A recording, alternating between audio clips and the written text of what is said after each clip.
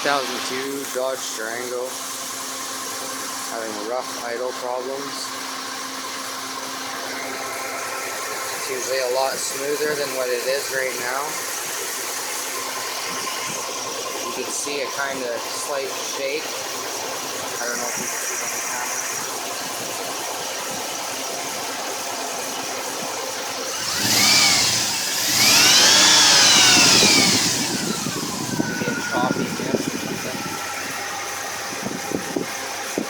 Push on the gas for me for a minute.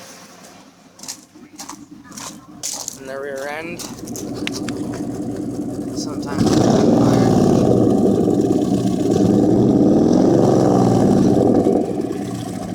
I don't know if you can hear that on the camera, but I've done plugs, spark plug wires, distributor cap, idle air control valve, just had transmission rebuilt. Basically anything to do with the idle I've done, so if you can help me out, let me know.